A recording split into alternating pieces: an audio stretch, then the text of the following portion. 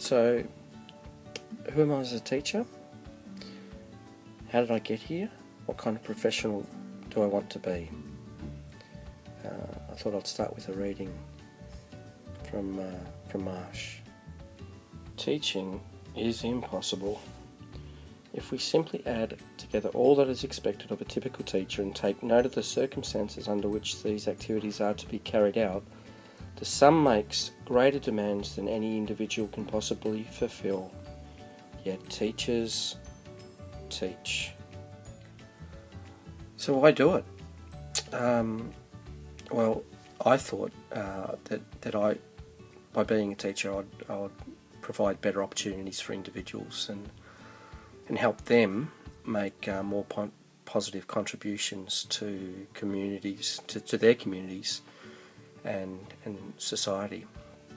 And in looking at my CV, I've incorporated this into it as well. Okay, I just want to focus on this bottom bit down here. I would like to develop into a leading classroom teacher with a reputation for engaging with children's imagination and creativity, and importantly here, connecting with authentic relevant tasks within their communities.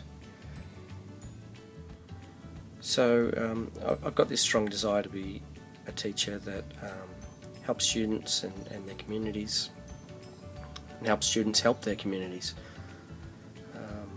and begin this lifelong learning and lifelong passion, I guess. Hopefully I can stir in them to help their communities and broader society. But this wasn't so well articulated in my assignments from EDF4314 back in 2009. But I did recognise the need to be involved with the students' communities. I saw this back then. So let's have a look at that. Okay, we're just looking up here, this section here. I believe, as Hayes, Mills, Christie and Lingard do, that in order to make a difference in the lives of young people, teachers need to share with each other and with students and their communities. But in this context, I was really looking at it from what wealth of knowledge there's actually out there, and what learned experiences from teachers that they're willing to share and provide me and the future students. I wasn't really looking at it in terms of contributing to their communities. But in EDF 1304 later that year, the use of the communities and for their students' communities was much more ingrained into my portfolio, into my philosophy. So if you just look at that.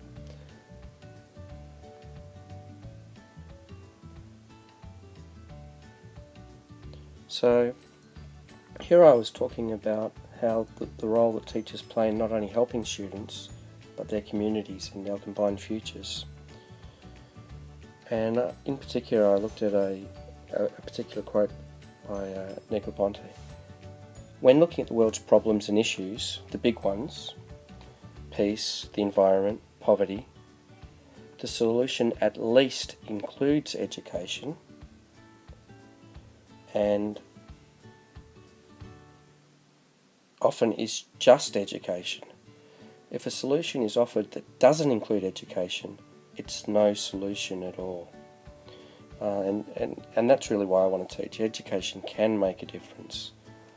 And I not only want to assist the development of better individuals, but to assist in the development of better communities. But I want to actually look at my professional portfolio now and see how this community emphasis has been ingrained and how it features quite strongly there as well. So let's have a look at that. Okay, so this is my professional portfolio, and this is the opening page, the front page, and this is an important quote that I'll actually talk about later. But under my pedagogy, and I wanted to talk about this particular section and just start here. Through working with the varied students, families and communities, I hope to learn and leverage existing knowledge important to the children. Through finding authentic projects for the children to participate in and learn through, I hope to provide opportunities that recognise the contribution they can make within their communities, both now and deep into the future. So, that's somewhat an answer of the question as to who I am as a teacher, and but I also wanted to address why I'm teaching. How did I get here? And I can also have a look at this through the portfolio. Here is my professional portfolio in a section about me, about why teaching, and how did I get here as a graduate teacher.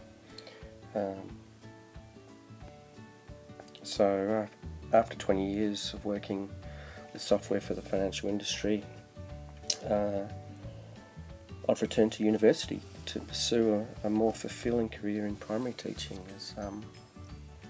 as financially rewarding as working in the software industry and finance was. I didn't really feel I was giving anything back to society, back to communities, and I guess that's the link. And I hope that I'll find primary teaching more fulfilling. I just wanted to expand here again, back to my job application, and in this case my CV, and this section here where I talk a little bit more about how I got to become a graduate teacher, and whilst I repeat some of what I've just phrased before, I also add why I undertook the Bachelor of Education course, and that I felt it was going to provide me with a rich combination of theory and research and practical perspectives built over the 4 years, and provide me with a solid base for starting my new career as a graduate teacher. I also wanted to touch on the weekly activities, where we had, for a large part, a lot of teachers and principals come in. But in particular, I guess the teachers and principals that came in from Mahogany Rise and Noble Park, the low socio-economic areas, and impacted me as well to help realise that there's a lot of people there from either multicultural backgrounds where families don't speak English at home, and from dysfunctional families where there's just a whole lot of extra challenges for those children that's not faced by everyone else necessarily, and I think that's reaffirmed for me why I want to help a lot of those children, is just to give them that extra support, perhaps that they may not have got otherwise. And this has also been reinforced by my placement this year in my advanced practicum out at Warana Park, which is also a low socio-economic, and in my third year at Maningrida up in Northern Arnhem Land. Here we are back in my assignment for 1305 back in 2009, and I've already recognised this same thing, that I have to keep improving, I have to keep pushing myself. We're looking at this bit here where the essence of quality teaching is about pushing the boundaries and searching and researching for new ideas and theories to put into practice, and recognising that flexibility, change and reflection are essential. And I still believe that that's integral to teaching today.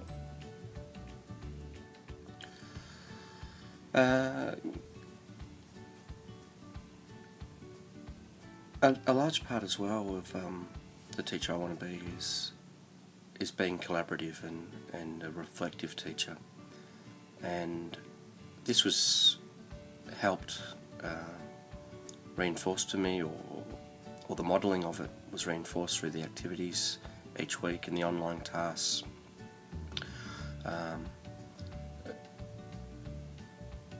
And I think that, you know, to be the teacher I want to be, I have to be collaborative, and I have to be reflective and keep improving and keep learning. And I think this year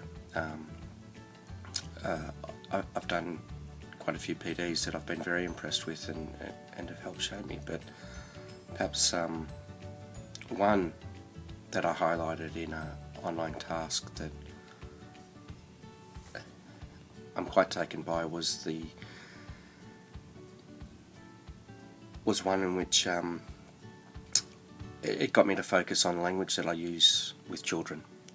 And I'm just reading here, but so often we build up children's expectations, and that's not just teachers, that's society, parents, that they're brilliant or super or great or wonderful, without them realising how much more work they have to keep improving. And that's as teachers that what we're going to keep expecting from them, you know, continued improvement, continued challenges, continued effort and continued mistakes. It's unending. And as learners as well, I have to continually step outside of my comfort zone, and I have to model that to them, because that's what I'm expecting of them, that they have to step outside of the comfort zone into the unknown and make mistakes and learn and improve new things. And my language should be really trying to promote this with them, because it is a difficult environment we put them in, and that's what we expect of them. They get good at something, and then we give them something else that they're not good at. But that's life. And in EDF4314 back in 2009, I used a quote by Cole, and it was cited by Schreier, and it's stuck with me. And in fact, you saw it. It's on my professional portfolio on the front page. A teacher's task is not only to engage students' imagination, but also to convince them that they are people of worth who can do something in a very difficult world.